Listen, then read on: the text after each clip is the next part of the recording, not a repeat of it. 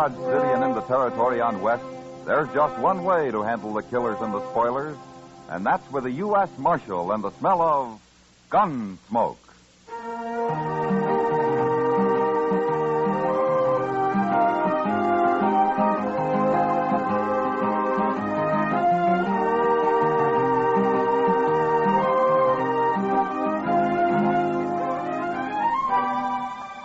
Gunsmoke, starring William Conrad.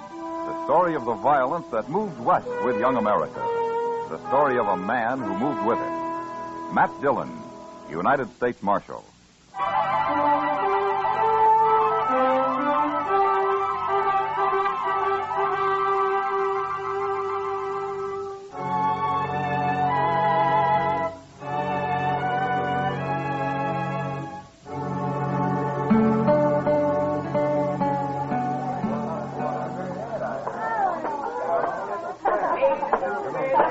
Good evening, Mr. Syberts. Oh, hello. Hello, Henry. Have a drink? No, thank you, sir. Well, what do you come into a saloon for if you ain't going to drink? No offense, Mr. Syberts. I just don't feel like a drink. Well, man's free to do what he feels like, Henry. Up to a point he is, sir. You're all alike, you Southerners. We keep our word. To men and to women. Now, is that what you're here for, to see I don't run off? No man's going to shame my sister, sir. Oh, what are you talking about? I'm going to marry her in 2 days. Yes, sir. You are. Now, look, Henry. We postponed the wedding last month because I had to go to Abilene on business. I run a big ranch. It takes a lot of hard work and time. And the ranch comes first. Can you get that through your head? I understand. I just hope for your sake you don't have to go anywhere this time. Polly wasn't proud having to call off the wedding last Well, month. suppose you leave that to me and Polly and keep your puppy nose out of this. I don't care for that remark, Mr. Syberts. Oh, no? Well, then let's see what a young Confederate gentleman does about something he don't care for. Go ahead. You're wearing a gun? You can't bluff me, sir. All right, hold it, you two. Oh. Get this little whippersnap off of my back, Marshal, before I shoot. That's enough, Syberts. I don't want any fighting here. Especially between prospective brothers-in-law. You two ought to be ashamed of yourselves. Now, Henry, you go on. Get out of here, huh? Go drink someplace else tonight. I'm not drinking, Marshal. You're still ahead. Get out anyway, huh? All right, sir. But don't you forget what I said, Mr. Syberts. Oh, those hot-headed Virginians. I don't know if I ought to marry into a family like that or not. Well, marrying's your problem, Syberts. Just don't kill any of them, that's all. Have a drink, Marshal. I got one at the table over there, thanks. Well, later, maybe. Maybe.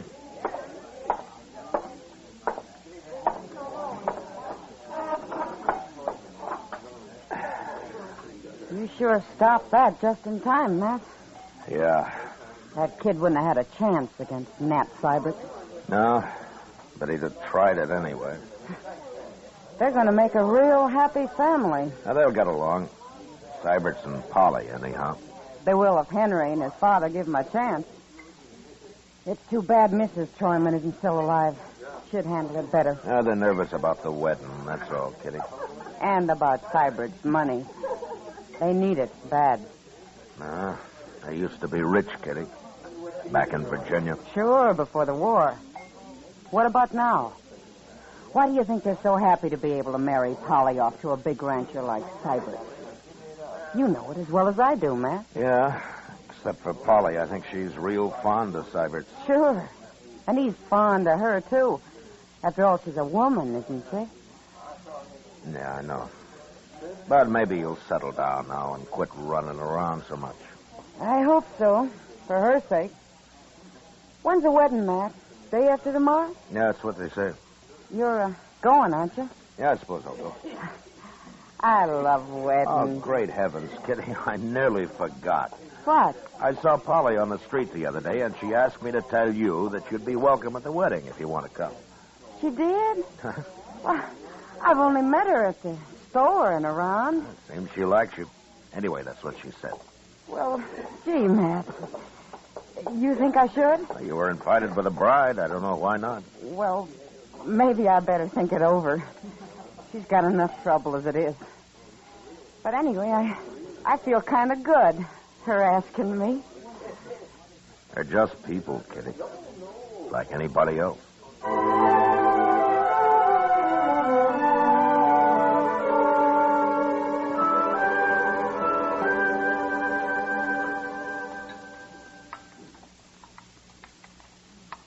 Oh, if there's anything I hate, it's a liar, Matt. What's the trouble now, Doc? These eggs. The cook swore they were fresh, and I know darn well they've been put down in water glass. Why don't you raise some chickens, Doc? I would. But it'd just create a whole new class of thieves. Chicken thieves. You're in for a bad day, Doc. You started feeling this way. I'd sooner trust Crazy Beulah over there than most people I know around here. Crazy Beulah? Oh, yeah. I haven't seen her in a long time. You know, that's the funny thing about her, Matt. She's still sort of pretty. After you look in her eyes, she is. You know, Doc, I can't help feeling sorry for her. Well, I know, but there's nothing anyone can do to help her. No, I guess not. She came to see me a couple of weeks ago. Had the ague. No? And she paid my fee, too. And if Crazy Beulah can pay up, you'd think the more prosperous citizens around here could, too. Oh, I sometimes wonder about these people, man. Really, I do. Maybe you charge too much, Doc. If I charged nothing, they'd still cheat me somehow. Good morning, Mr. Dillon. Chester, Hi, how Doc. are you? Chester. Hey, looky here at this. Read it. No? If Nat Syberts marries that Tryman girl, there'll be a killing. I'm warning the law to stop it before it's too late. No, there's no signature. Where'd you get this, Chester? It was under the office drawer when I opened up this morning. What do you make of it? Let me see it, Matt. Here, Doc. Oh, it's printed. Thought I might recognize the writing. Well, that's why you printed it, I guess. I see. I wouldn't want to be in Nat Sybert's boots. Young Henry is going to shoot him if he doesn't marry Polly, and here somebody is going to shoot him if he does. Well, all in all, it'll make for a lively tomorrow. Chester, I think we better talk to Syberts about this. Yes, sir. He's staying at the Dodge House till after the wedding. Yeah, I know. Well, so long, Doc, and be sure and have a pleasant day, huh? Oh, surely, Matt. So long.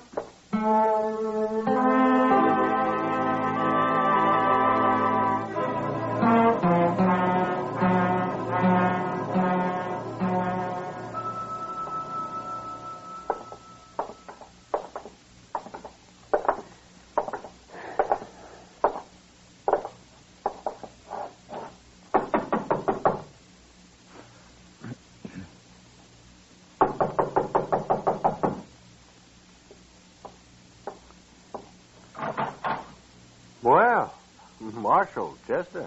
Oh, Mr. Sybert. I'd like to talk to you, Syberts. Why, sure, Marshal. Come in. Thank you. Chester found this note at the jail this morning, Syberts.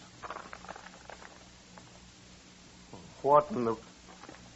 Who wrote this? And I thought maybe you could tell me. No, I've got no idea, Marshal. Oh, can you think of anybody who doesn't want you to get married, Syberts? He was there last night, Marshal. Sure don't look like it. Yeah, I know, but I was thinking of somebody else, some enemy of yours who maybe wants to cause trouble. No. I've got enemies, sure. What man hasn't? But they don't have nothing to do with me and Polly. What'd they care if I get married? Well, say, maybe it's just a joke somebody's playing on you. Mighty poor joke under the circumstances. Yeah, I suppose it would be.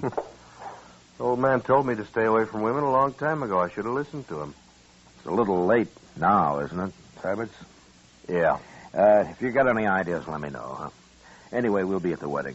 We'll do what we can. And I'll be wearing a gun, too, Marshal. You can count on that.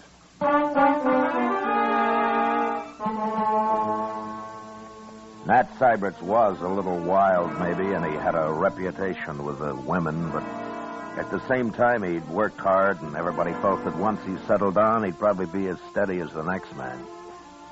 In any case, I didn't like the idea of a groom having to wear a 6-gun at his wedding, and even less the fact that a shooting might take place in the church. So I went out to see the Troymans. Polly came to the door and ushered me into the front room where her father and Henry were sitting. Can we fetch you something, Marshal? Glass of bourbon? No, thank you, Mr. Troyman. It wouldn't be very good bourbon, I'm afraid. Prices up, money's down. Things haven't been easy lately. Not for this family, anyway. Please, Father. Polly, I hate to bother you this way, but, well, it's important. Nothing's happened to Matt. If he's run off, I'll... Quiet, Henry. I'll let the Marshal speak. No, he's all right, Polly. I just want to know if you can think of anybody who'd try to put a stop to the wedding tomorrow. Try to stop it. That's right, Henry. But, Marshal, I don't understand. Well, somebody's threatened to, Polly. I don't know who it could be, and neither does Nat Syberts. I talked to him about it, too. This is about as strange, huh? It sure is. Is this true, Marshal? And it looks that way, Polly. But who'd not want us to get married? Polly, when you took up with Nat Syberts, was there anyone else who might have been jealous about it? Uncommonly jealous, I mean. Enough to start trouble tomorrow? No, Marshal, there wasn't. Say, what about Red Withers? Oh, Red Withers and I broke off 2 months before that, Henry. Besides, he's gone to Los Animas. And there wasn't anyone else? No. Not unless she was sneaking out at night, like. Father, another word like that out of you and I... Leave it, Dad. Marshal, have you thought that maybe Nat Syberts himself might have started this? He didn't. How do you know he didn't? He ran out once before. Henry... He's not that kind of a man, Henry, that's why. Now, let's not get all upset about this. Polly, I promise you that Chester and I will be there tomorrow, and we'll see that nothing goes wrong. Thank you, Marshal. I'll be there, too. Don't forget that. Sure, Henry. But don't come wearing a gun. Why not? Because I'll take it off you if you do. You're too ready to use it. Is there anything I can do, Marshal? Well, I'll let you know if there is, Mr. Troyman. I'm sorry I had to trouble you with this, Polly. I understand, Marshal, and I thank you kindly. I'll see you to the door. Thanks.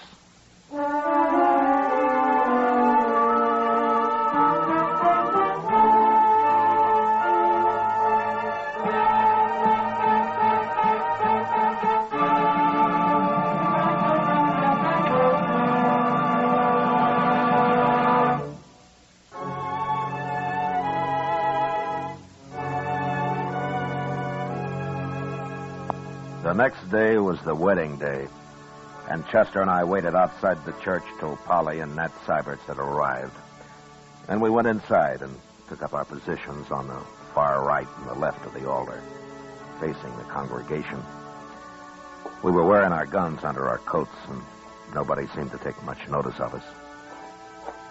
As soon as the ceremony began, I had a feeling that nothing would happen. And as it neared the end, I signaled to Chester, and we slipped quietly out to the church entrance. Their two had given and pledged their troth either to other, and have declared the same by giving in the healing gold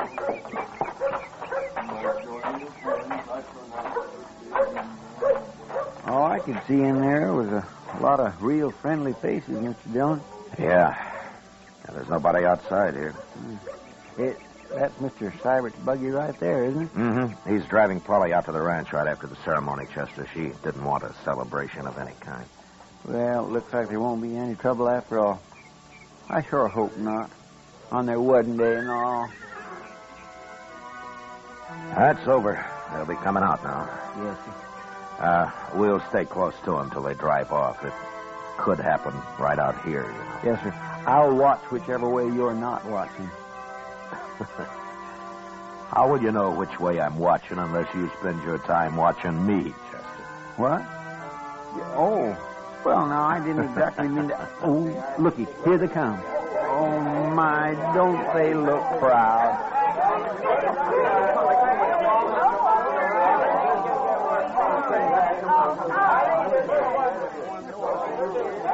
Oh, Marshal. Congratulations, Syberts. Oh, thank you, Marshal. Let's get over here for a minute, huh? Sure.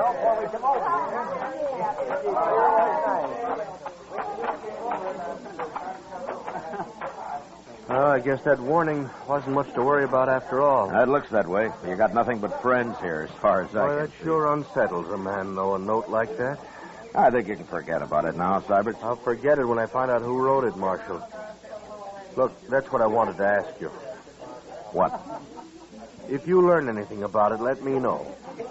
You promise me that? What would you do if I did find out? Oh, I'd kill him. That's what I thought. Look, Cybert, you're married now, and you got more than yourself to think about. I'm a peace officer. I'm paid for it. It's my job. And if I find out who wrote that note, I'll run him out of the country. And I'll try to keep you from finding out who it was. I'm not a boy, Marshal. I'm not sure I appreciate your trying to protect me. Well, what about Polly? Polly? Yeah. Yeah. Think I see what you mean, Marshal. You're just not used to being married, Cyrus. No. But go on. Start getting used to it. Polly's looking for you over there. Thank you, Marshal. Sure.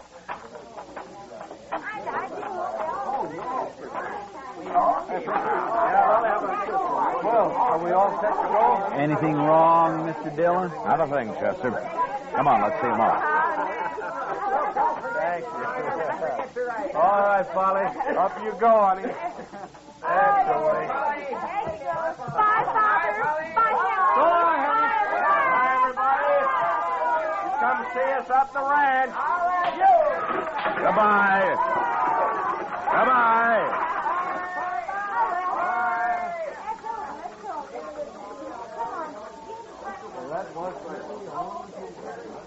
Oh, my goodness, Mr. Dillon. What, Chester? Oh, I'm just like an old woman at a wedding. You know, they ought to have more weddings here. Well, if you like him that much, Chester, why don't you do something about it? Well, what could I do?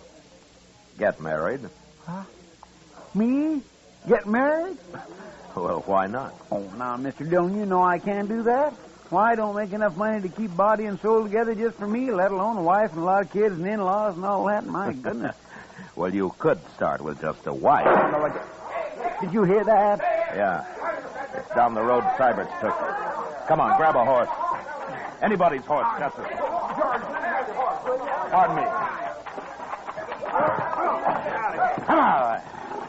Come on.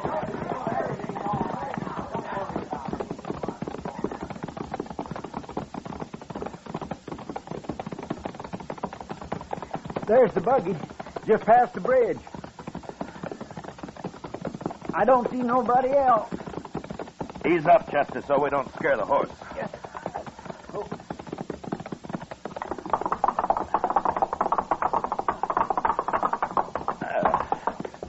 Oh. All right, take a look under the bridge, Chester. All right, sir.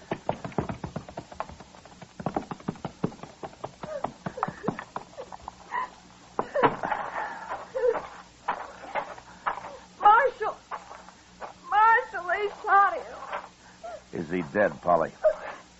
He's breathing. But I couldn't drive the horse back and hold him, too. Oh, Marshal, why did they do it? Who did it, Polly? How many were there? I don't know. I didn't see anybody. We were just driving across the bridge and they shot him. Nobody around, Mr. Dillon. How is he? Oh, please, Marshal, do something. He'll die. Chester, get in the buggy and drive back to docks, quick. Yes, sir. All right, just give me them lines, Polly. And tell everybody to stay in town. I don't want them messing up the tracks out here. Now, hurry. We'll be there before you know it, Polly. Hold him tight now.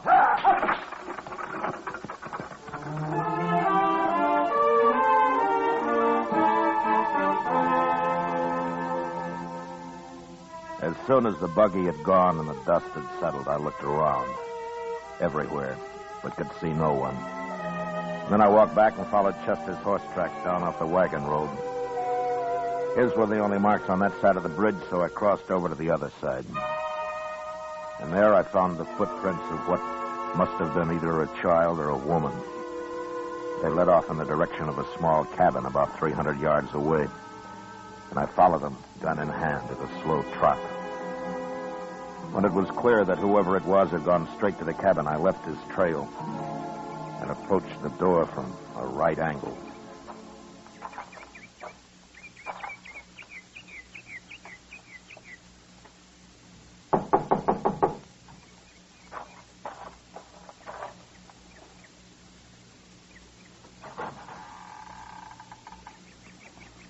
Why, there's nobody here. Hold it. Oh, you, Marshal. Beulah, come on outside, Beulah, quick. Now, who's in there? Tell me. Nobody, Marshal. Nobody now that I'm out here.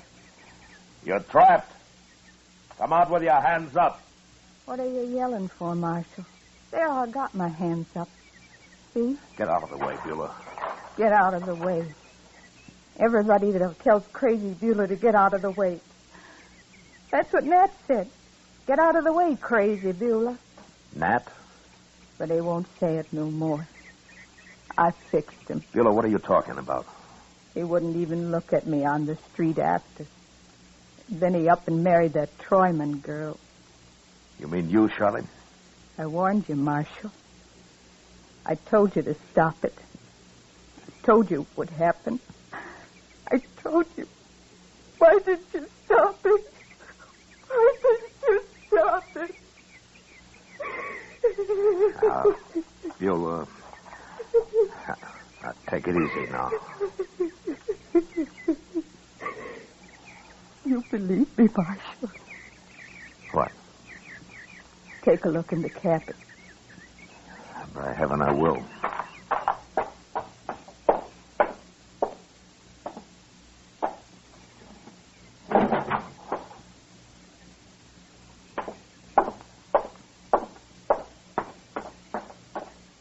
What's this all about, Beulah? There's nobody in there. Now my rifle. Well, where is it? Right there by the door.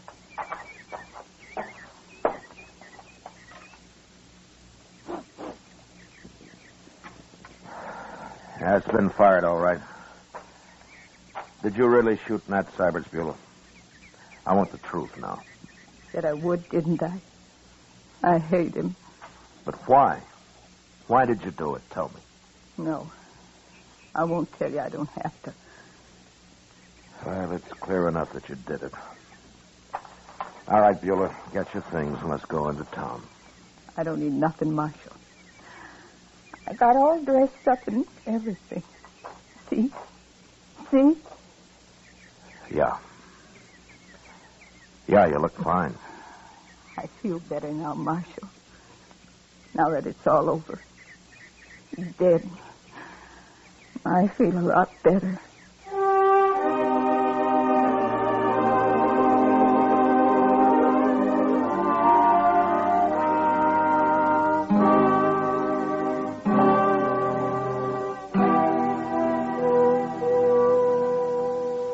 Give her anything she wants, Chester. See that she's comfortable. Yes, sir, I will. It sure beats all, though, don't it? Yeah. Well, I'm going up to Doc's. Maybe Syberts can talk now. Well, you better hurry. Polly'll be back there in a minute. All right.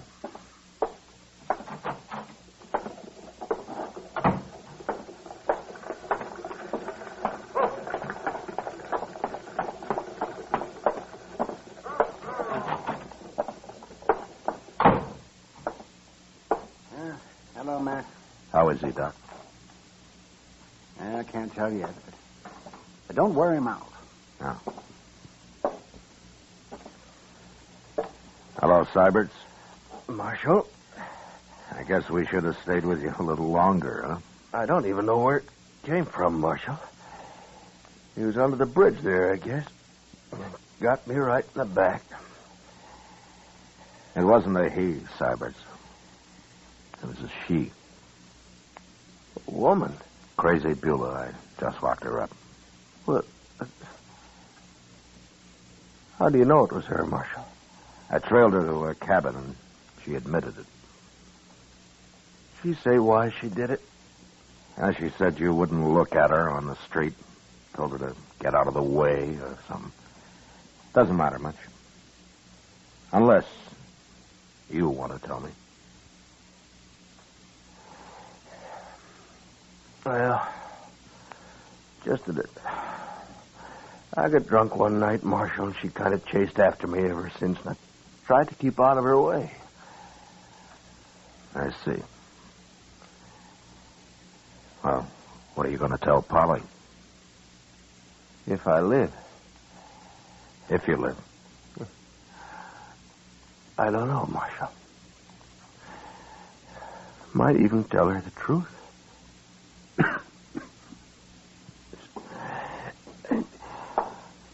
All right, Matt. Now, that's enough.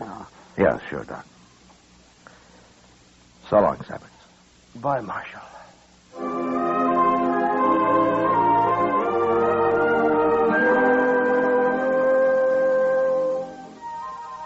2 days later, Doc announced that Nat Syberts would live.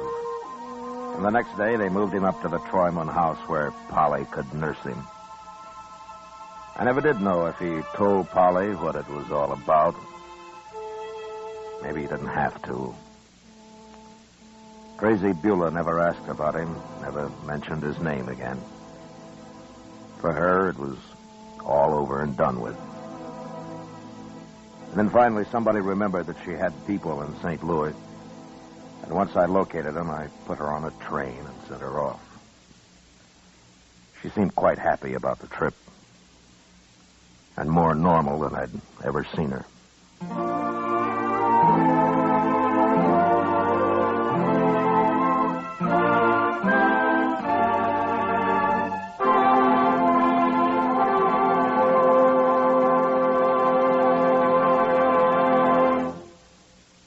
Gunsmoke, under the direction of Norman MacDonald, stars William Conrad as Matt Dillon, U.S. Marshal. Tonight's story was specially written for Gunsmoke by John Meston, with music composed and conducted by Rex Corey. Featured in the cast were Lawrence Dobkin, Sam Edwards, Joyce McCluskey, Joe Cranston, Elaine Williams, and Pat McGeehan. Parley Bear is Chester, Georgia Ellis is Kitty, and Howard McNear is Doc. Gunsmoke has been selected by the Armed Forces Radio Service to be heard by our troops overseas. Join us again next week as Matt Dillon, U.S. Marshal, fights to bring law and order out of the wild violence of the West in Gunsmoke.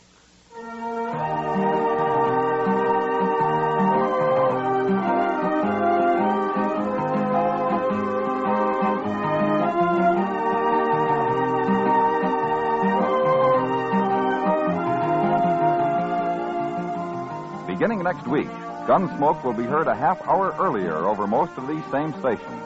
Remember, Gunsmoke, a half hour earlier beginning next week. Every Sunday evening, listen for a new drama of escape at the Star's Address. This is George Wall speaking. Sunday nights, Dick Powell is rough, tough Richard Diamond, private detective on the CBS Radio Network.